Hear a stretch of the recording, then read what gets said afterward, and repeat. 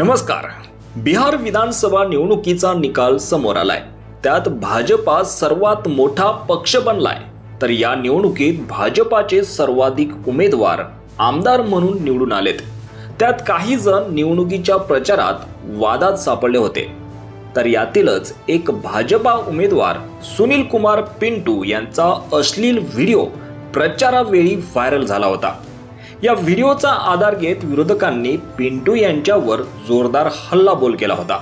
बिहार निवडणुकीचा प्रचार सुरू असताना भाजपा उमेदवार सुनील कुमार पिंटू यांचा अश्लील व्हिडिओ व्हायरल झाल्याने ते वादात अडकले होते।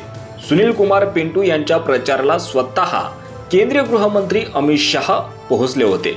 त्यांनी सुनील कुमार पिंटू मोठा माणूस बनणार आहे असं सांगत लोकांनी त्यांना निवडून आणण्याचं आवाहन केलं होतं। पिंटू जो है सुनील भाई, पिंटू मेरा खास दोस्त है भाई, इसको जरूर जिताना।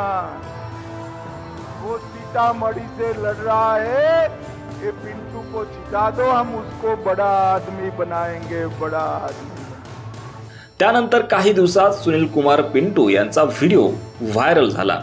त्यात एका महिलेसोबत अश्लील कृत्य करताना ते दिसून आले।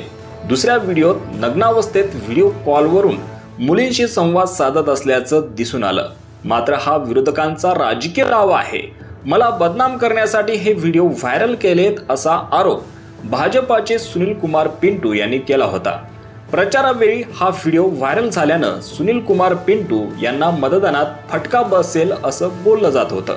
परंतु सीतामढीच्या जनतेने सुनील कुमार पिंटू यांच्यावर विश्वास ठेवून त्यांना आमदार म्हणून निवडून दिले। बिहारच्या सीतामढी विधानसभा मतदारसंघात भाजपाने आरजेडीला दुसऱ्यांदा मात देत हा मतदारसंघ ताब्यात ठेवलाय।